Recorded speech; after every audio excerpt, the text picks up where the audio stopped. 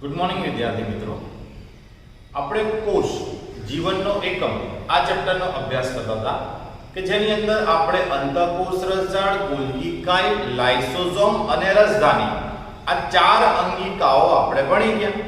આપણે ગયા લેક્ચરમાં ઉલ્લેખ કર્યો કે આ ચાર અંગિકાઓ સંયુક્ત રીતે અંતઃપટલમય તંત્રનો ભાગ કહેવાય. હવે આ અંતઃપટલમય તંત્રમાં સમાવાયેલી ચારેય અંગિકાઓ ભણ્યા બાદ હવે આપણે કણાભ સૂત્રનો અભ્યાસ કરીશું.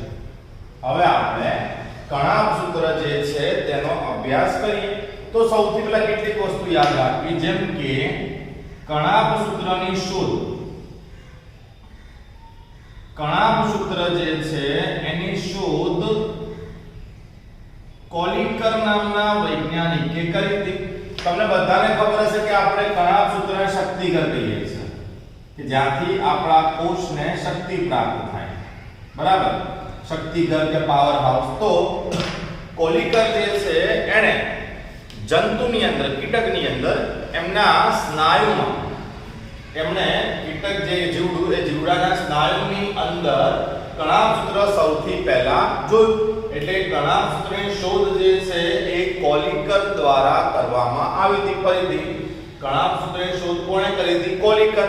અને કણાભ સૂત્ર નામ જે છે, આ કણાભ સૂત્ર નામ સૌપ્રથમ કણાભ સૂત્ર જે નામ આપવામાં આવ્યું, આ કણાભ સૂત્ર નામ સૌપ્રથમ બેન્ડા નામના વૈજ્ઞાનિક દ્વારા આપવામાં આવ્યું હતું.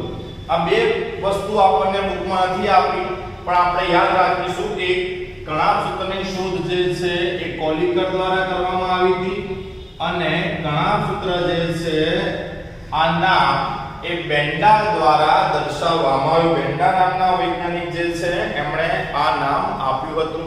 આ સિવાય કણાભ સૂત્રને ફીલા તરીકે બી ઓળખવામાં આવે છે. ફીલા તરીકે બી એને ઓળખવામાં આવે છે, એ બી આપણે યાદ રાખીશું.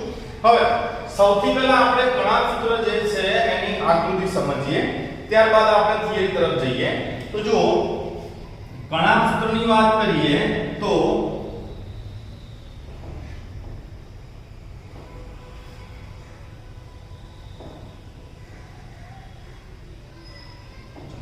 ઓકે, આ કણાભ સૂત્ર છે. હવે આ કણાભ સૂત્રનું આ જે સળંગ આવરણ તમને દેખાઈ રહ્યું છે, આને બાહ્ય પટલ કહેવાય. આને કણાભ સૂત્રનું બાહ્ય પટલ કહેવાય. હવે આ બાહ્ય પટલની અંદરની તરફ અંતઃપટલ આવેલું હોય અને આ અંતઃપટલમાંથી આંગળી જેવા પ્રવર્ધો ઉત્પન્ન થાય. તો બાહ્ય પટલ જે છે એની અંદરની તરફ અંતઃપટલ આવેલું હોય,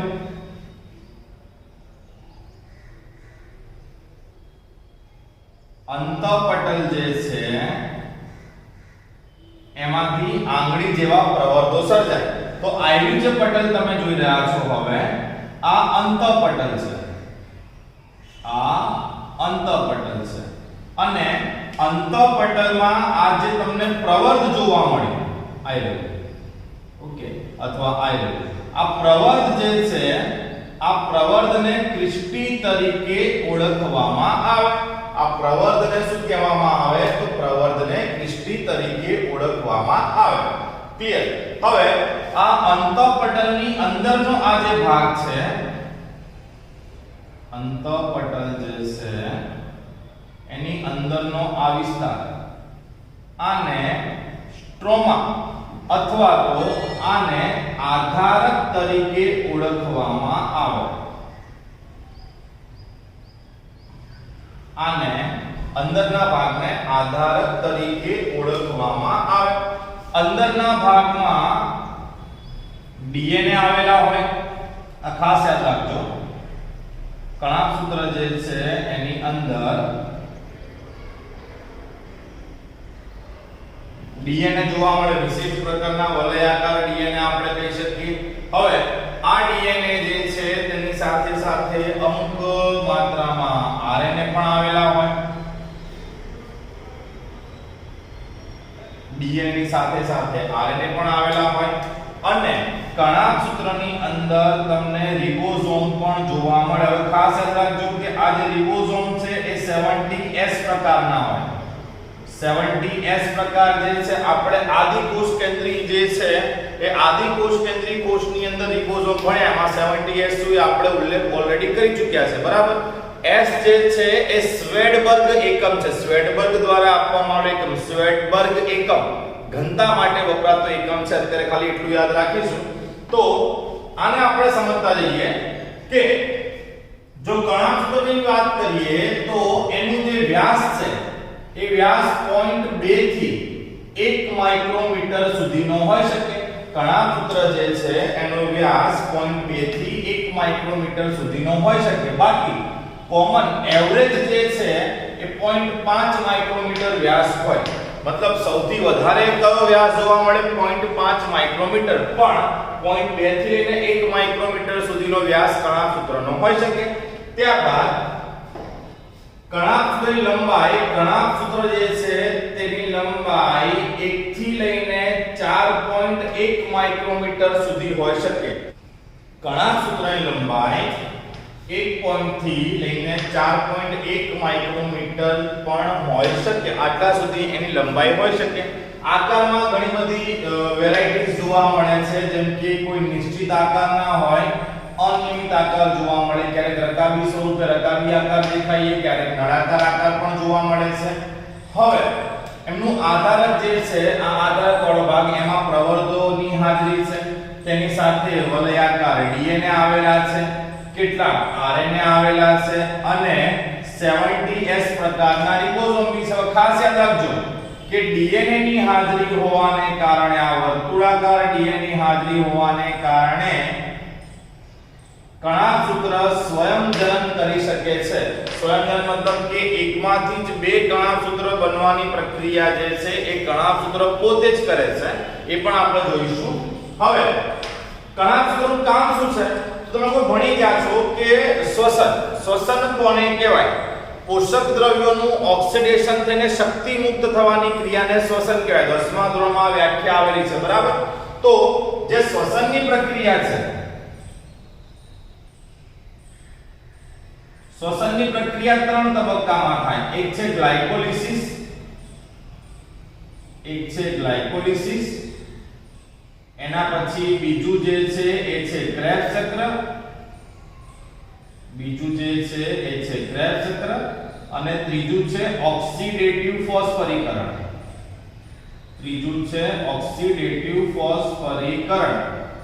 હવે આ 3 તબક્કામાં ગ્લાયકોલિસિસને બાદ કરતા બાકીના બંને તબક્કા જે છે એ કણાભ સૂત્રમાં થાય.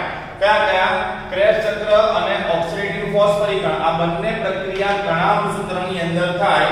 એટલે લખીએ આપણે કે જારક શ્વસનની અંદર કણાભ સૂત્ર અગત્યનો ભાગ ભજવે અને એટીપી ના નિર્માણનું કાર્ય કરે છે. તમે બી યાદ રાખો, પ્રવર્ધો જે છે આ પ્રવર્ધોમાં વિશિષ્ટ કણિકાઓ હોય. આને આપણે F1 કણિકા કહીએ છીએ. પ્રવર્ધોની અંદર F1 કણિકા તમને હાજર જોવા મળે. કણાભ સૂત્ર કામ શું કરે છે? તો એ શ્વસનનું કાર્ય કરે છે અને એટીપી નિર્માણ કરે. એટીપી એટલે તમારા મારા કામમાં આવતી શક્તિ. આપણા શરીરમાં શક્તિ હોય કયા સ્વરૂપે? એટીપી સ્વરૂપે. હવે એ એટીપી ઉત્પન્ન ક્યાં થઈ? તો એટીપી ઉત્પન્ન થઈ કણાભ સૂત્રમાં. એટલે કે આ જે કણાભ સૂત્ર છે, આ કણાભ સૂત્રને કોષનું પાવર હાઉસ એટલે કે ઉર્જાગર તરીકે ઓળખવામાં આવે છે. અને જે વસ્તુ તમને આકૃતિમાં બતાવીએ કે દ્વિપટલ જોવા મળે. એમાં જે બહારનું પટલ છે, બાહ્ય પટલ, એ સળંગ હોય, જ્યારે અંદરનું અંતઃપટલ જે છે એમાં પ્રવર્ધો હાજર હોય. આ પ્રવર્ધોને ક્રિસ્ટી તરીકે ઓળખવામાં આવે છે અને ડીએનએ ની હાજરી છે.